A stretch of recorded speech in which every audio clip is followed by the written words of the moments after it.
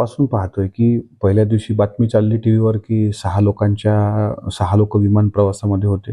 नंतर मृतदेह जे सापडले ते 5 लोकांचे सापडले. तिथे थोडीशी शंका मला जाणवली. आता झालं असं, की 2-3 दिवस तुम्ही तुम्ही दाखवलं, की मी त्या सदम्यामध्ये अजूनही आहे. दादा गेल्याचा धक्का हा मी अजूनही त्या धक्क्यातून बाहेर पडलो नाही. काल मी राजभवनला शपथविधी सोहळ्यासाठी गेलो होतो. तर पूर्वी मी देवगिरीला पण जाऊन आलो त्याच्यानंतर. तिथं जे काही लोकं होती, त्यांच्यातल्या चर्चा मी ऐकल्या, की साधारणपणे माळरानावर जर कागदं पडलेली आहेत बारामतीच्या, तर कागद जळलेल्या अवस्थेत का नाही? 6 लोकं आले, तर 5 लोकांच्या डेड बॉड्या कशा सापडल्या? आज मी सोलवट साहेबांकडून माहिती घेतली. त्याच्यामध्ये 2 कॅप्टन, 1 कॅप्टन, 1 को कॅप्टन आणि 3 पॅसेंजर. त्याच्यामध्ये आदरणीय दादा, विदीप जाधव आणि ती माळी. माळी असे 3 आणि 2 5 लोकं होते असं समजलं. पण पहिल्या दिवशी बातमी जी दाखवली गेली, ती 6 लोकांची दाखवली गेली. बीजीसी न्यूजनी ती बातमी दाखवली. बीजीसी यानं म्हटलं होतं ते. येस. आता तिथल्या ड्रायव्हरची पायलटची हिस्ट्री ही तो ड्रिंकर होता. त्याच्यानंतर 2 ते म्हणतात, की आम्ही पायलटमध्ये दोघं जण काही ट्रॅफिकमध्ये अडले. नंतर काही लोकं मग ते 2 पायलट बदलले गेले.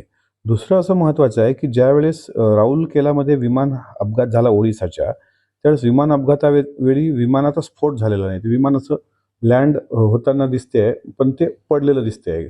ओडिसा के राऊरकेला में विमान हादसा, 9 सीटर विमान क्रॅश. आता 9 सीटर विमान क्रॅश झाल्यावर तिथं कुठं स्फोटाचे धूर दिसत नाहीत. पण जिथं अजितदादाच्या विमानाने सीसीटीव्ही घेताना म्हणजे ते पलटी घेताना दिसतंय. ते पडल्यानंतर काही वेळानंतर मग त्याचे 5 ते 6 वेळ त्याचा स्फोट होणं आणि त्याच्यानंतर अजितदादाची तिथं बॉडी न सापडणं. आता घड्याळ पहिल्या दिवशी काय दाखवलं गेलं मीडियामध्ये, की त्या घड्याळावरून ओळख पटली.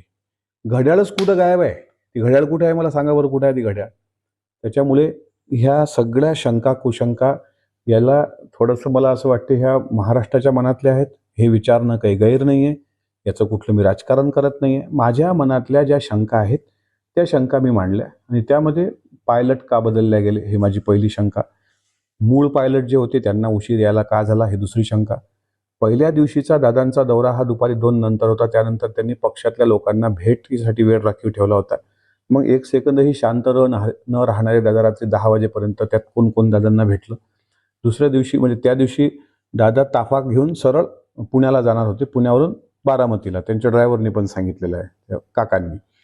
त्याच्यानंतर ते अचानकपणे विमानात जायला कोणी सांगितलं, कशा सभा दुसऱ्या दिवशी कोणी कोणी घेतल्या, हे सगळं गुपित रहस्य आहे. म्हणजे जसं नेताजी सुभाषचंद्र बोसांच्या बाबतीतलं रहस्य आहे, तसंच काहीसं रहस्य अजितदादांच्या या विमान दुर्घटनेचं आहे. ते रहस्य